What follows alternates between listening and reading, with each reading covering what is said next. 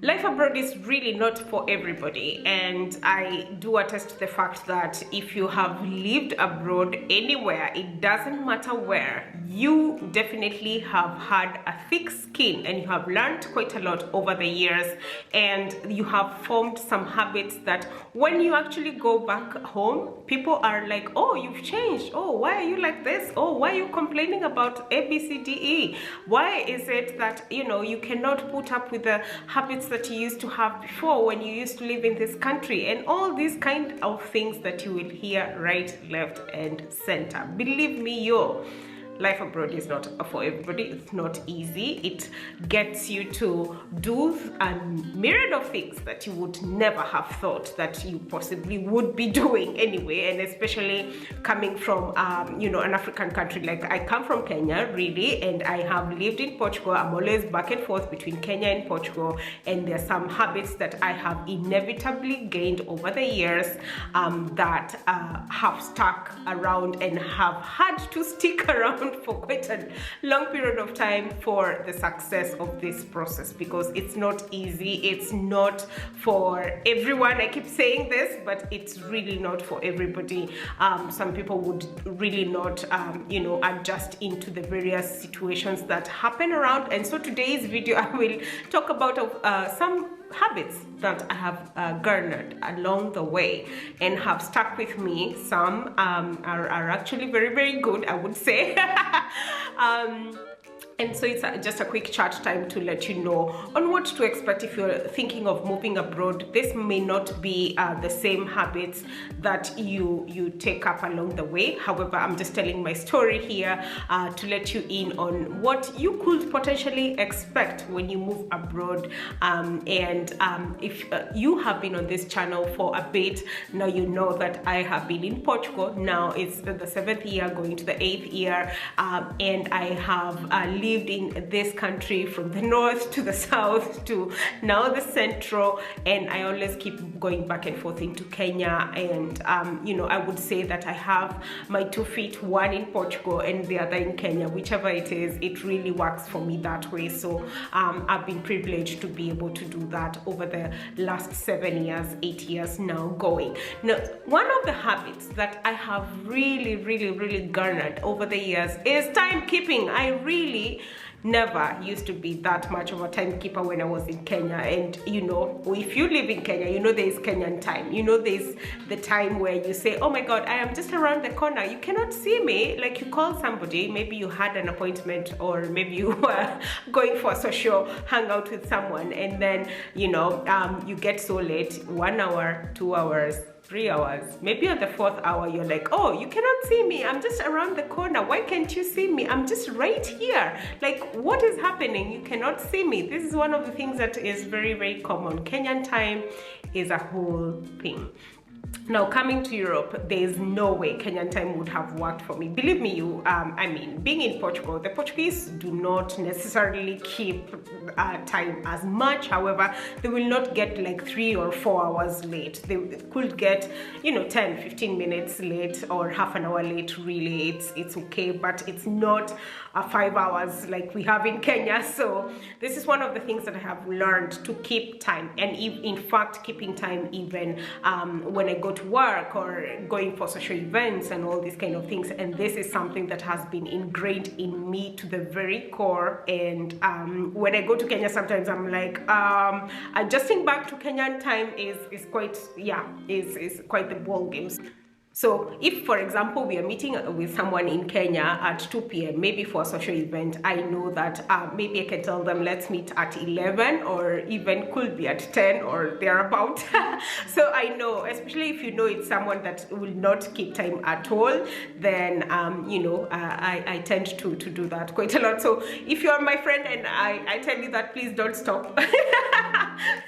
Don't stop to show up, because I would have in my back of my head that this person perhaps might not keep time anyways, so let's go with it. And it's a whole thing. Now, another habit that I have really gained from living abroad is the multiculturalism or multilingualism, if you may. So I happen to work in settings where people are from pretty much everywhere, and so you will have loads of languages, loads of culture, aspects that you have to be very aware about. And I mean, being in Lisbon or being in Portugal, you'll find that there are quite a lot of international people that live here, so which means that you get to hang out with people from pretty much all walks of the world. And this is something that has happened to me quite a lot, where you will have a conversation in English, and yet this person might not be really understanding what you're saying. Maybe they come from a country where they don't speak English at all, etc. Or maybe you can have a setting where you're learning an Italian word here, a Portuguese word here, you're learning maybe a Norwegian word, Swedish, who knows, German, pretty much anything. It could be anything in any one day, and you have to be very aware of the fact that what is common to you might not be common to them. Like sometimes we say common sense is not common, so the way you do things might not be as common to these people. So it's very important to also be very aware of the setting that you are in.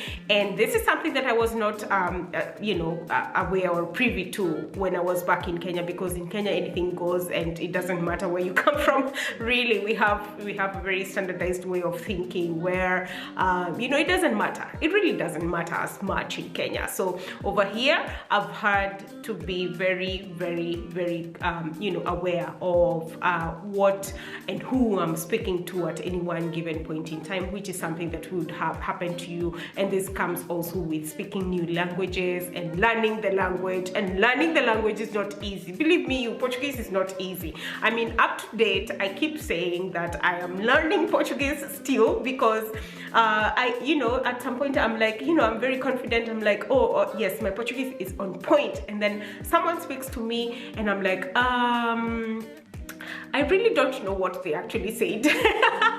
So I'm like, okay, asking them to repeat, or maybe they're speaking in a very fast way, because like people from the north could speak quite fast, and I'm like, okay, I honestly don't understand what you're trying to tell me. So, por favor, please repeat.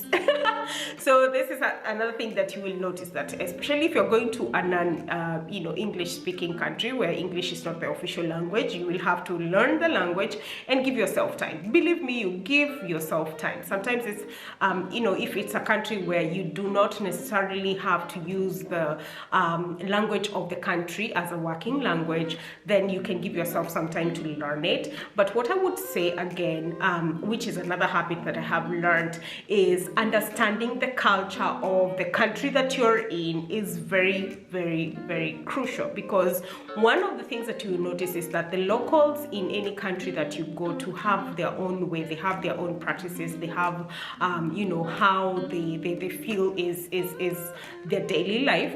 And if you do not understand it, then you might go out there in the streets and walking around and living your life right there, and maybe you might be offending someone in that locality, and you just don't know. So it's very important to immerse yourself in the cultural aspect of that particular country that you're going into, so that you can understand the way of life of the locals. And once you understand the way of life of the locals, then it becomes very easy to get along with them. And I would say for a fact, I think this is something that has helped me live in Portugal, because understanding the Portuguese culture and what they perceive and see as the way of life daily, then allows me to even have good friends who are Portuguese as well, and make friends, and just hang out with anyone, make a joke with a random person in the supermarket, or smile at someone at the train station, and strike a conversation just from pretty much anywhere or anything anything that might be going wrong,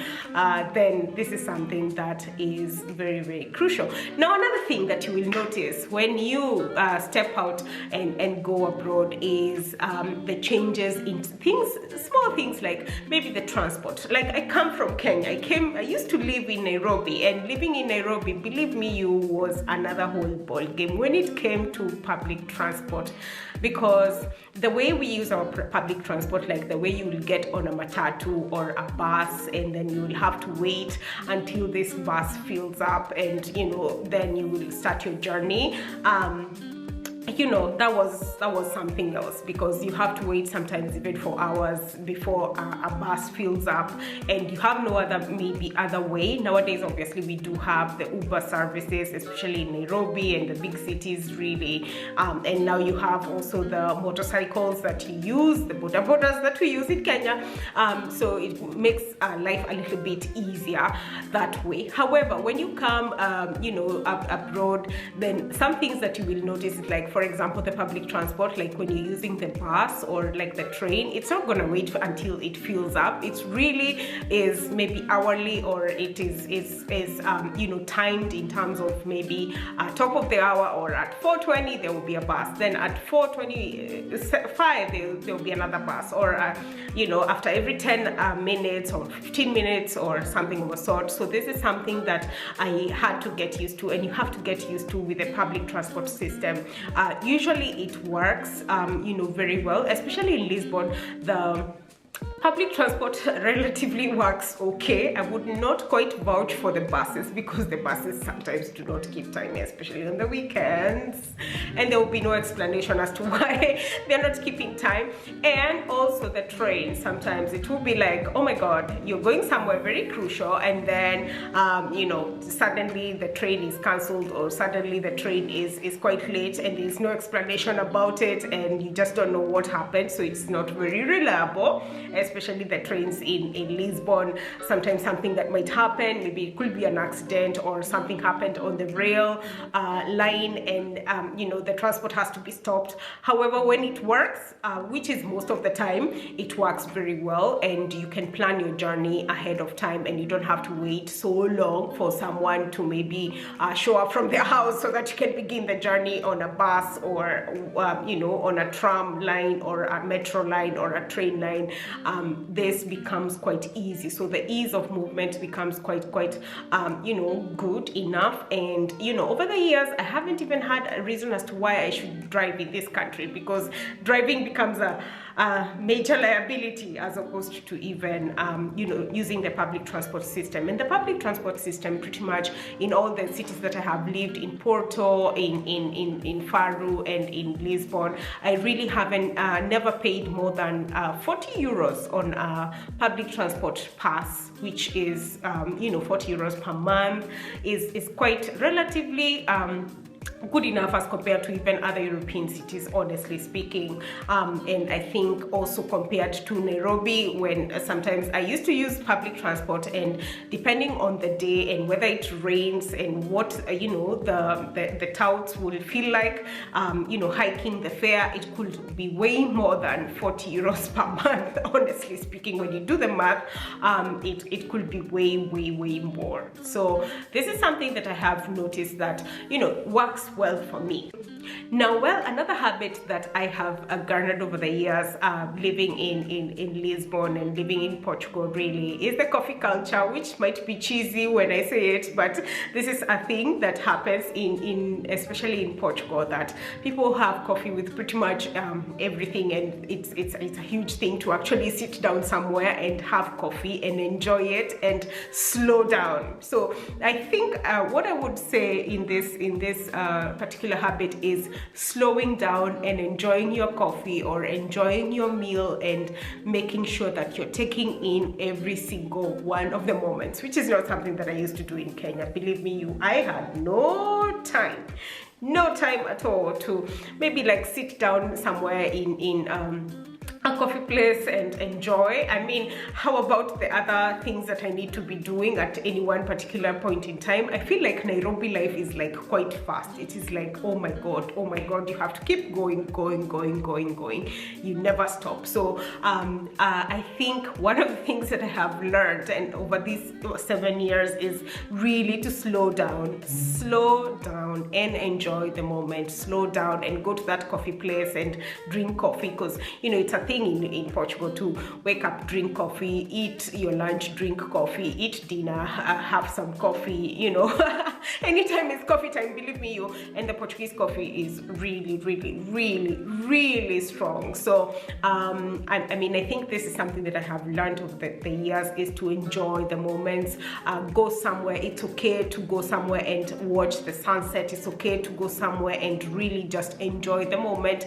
Take a walk after having dinner or having lunch, and enjoy that particular very moment, which is a very rewarding thing, I must say, honestly speaking, to my life, because the quality of life now makes more sense, because now you have some bit of time to enjoy even you know, the small little details of life. Honestly speaking, it's not just about work every single time. Believe me, the work can be a lot sometimes. So it's not about work. It's also about enjoying the moments, the small little bit of moments. And this might sound quite fluffy, but it is the reality of Portugal, honestly. It's just how it is. It's just the Portuguese culture to do these kind of things, to enjoy the moments, go to some concerts, there's so many free concerts, especially like in summer. So, you know, like, it's a thing. So get into it, girl. Get into it when you come on to Portugal, and you realize that these are things that are actually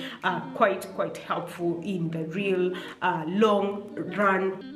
Okay, so another thing, and perhaps I don't know whether this is the final thing, but you know, the taste of food. The taste of food in this country is really good. What I have come to appreciate is, after going to several other countries, is how you know, in Portugal it's easy to find some really good food products. Like, for example, you know, I used to miss that, you know, for maybe coming from Kenya, and I was like, oh my god, will I ever even find things like skuma wiki, which is kale, collard greens, if you may, if you're listening to me and you're in the US. And then, you know, like, coming to Portugal, you find all the groceries that are really, it's a crucial thing to have groceries, and it's easy to even go to like a market and collect groceries, and they are fresh groceries, they have been grown in very good environments and all these kind of things, and they are also actually affordable. So this is something that I have come to really appreciate. But also, on the other hand, I have also had to gain a new palette, because some of the things that you know, you buy from here may not taste the same. So for example, the meats may not taste the same, the flour, in, you know, and I'm comparing this with the Kenyan taste and how we are used to, honestly speaking. So some of the things might not taste the same, which you know, could definitely be a little bit of a difference, obviously speaking. And maybe you know, when you immerse yourself into the culture, then some of the dishes that might be served could not be your portion, could not be your thing, could not be what you're used to, and that's really okay. So this is something that I also had to learn, you know, to gain a different palette, really, and really get myself into a balance where I know what I want to choose from when I go to the grocery shopping, when I go to the supermarkets, and all these kind of things. But one thing that really got into me is the Portuguese pastries. I would say some of the Portuguese pastries. Obviously, the custard tart, the pastéis de Belém, this is something that you cannot run away from. It's really good, as much as it has lots of sugar, and some people would say here that, you know, it's very calorific, but okay, really, it's one of the things that I have gotten used to so much. Portuguese bread as well. You know, there's the olive oil, the taste of the olive oil, the taste of the fruit here is very good, which is something that you know, I've learned because, again, the Portuguese people have their way of consuming food. They have loads of pork in their food, lots of fish, lots of potatoes, rice, pretty much in everything. Okay, all right. So I mean, I am from the Kikuyu land where potatoes are a thing and we also do loads of rice, and we have loads of soup and all these kind of things. So this is also another thing that I have learned over the years to be okay with. Despite all these kind of habits that I have garnered over the years in Portugal, really this is just a tip of the iceberg. But like, I think also there are quite a lot of challenges that you have to overcome by your own, things to do with the paperwork that you need to do, in terms of residency. There are challenges to do with maybe even finding work if you don't speak the Portuguese language in some cases. However, nowadays we have several companies as well which have come up and are employing people from Portugal, obviously for reasons to do with lower taxes and all these kind of things. There are challenges to do with housing. There are challenges to do with the minimum wage and all these kind of things. There's loads of challenges that come with living abroad and also living even in Portugal and all these kind of things. But what I can say is, once you weigh everything, you can never go to a country and it is all perfect. Believe me, life away from your own home country is always gonna be a challenge, especially when it comes to all these kind of things to do with settling down. So I would say, at the end of the day, wherever you find yourself, whether you find yourself in Australia, in the US, in China, wherever it is that you really actually go, it's important to be very aware of your environment and do your own study to see what exactly can you take in as an individual. What can you go around as an individual? Is it easier to stay in country A as opposed to country B? Even in Europe as well, we have challenges in pretty much all the member states and beyond, really. So what I say is, when you're choosing a country to go live in, think about all the things that perhaps you have heard or have read about. Are there things that you can actually deal with over time? Are there things that you can be able to mitigate over time? Is it stuff that you can get by with? Is it especially if it's about paperwork, is it stuff that you can be able to overcome over time, or what exactly is it? And I mean, this was just a quick chat time. Obviously there's some people who always ask me, how can I come to Portugal and all these kind of things. I mean, I have done a few videos about you coming to Portugal from several visa schemes that are now open for people to actually apply for. The job seeker visa, we have the tech visa, we have if you want to start your own business, your own startup, there are several visa schemes that have now come up for you to be able to come into this country. What I would say is, make sure that you come in here, understand the culture, understand pretty much everything that you need to understand, so that you can also blend in very well. Other than that, obviously I do hope that you're going to shoot your shot even when it comes to 2024. If you're thinking of moving countries, please make sure that you can do your own research, ask the right people, and I wish you all the very best. This has been a fun chat time, which perhaps I would continue to do over time. Let me know in the comment section what types of chats you would want to hear from this channel, and I'll be more than happy to sit down and have a quick chat with you. So I do hope that this video has been a kick, or letting you know, maybe giving you a few tips here and there as to what it's like. This is obviously my own personal journey. There's some things that if I would get into, they would be really deep. Obviously it would take me the whole day, but I'm happy to do chat times here and there in the future as well. So until next time, keep subscribed, share this video. It helps my channel. Support my channel whichever way you feel like. I do have a few links that I always link on my description box, and you can be able to check them out and see how you can support this channel if you would want to. And also, sharing this video and liking it also supports my channel. So thank you so much once again, and I do hope that you shoot your shot in moving into that country abroad that you would like to move into. So bye bye.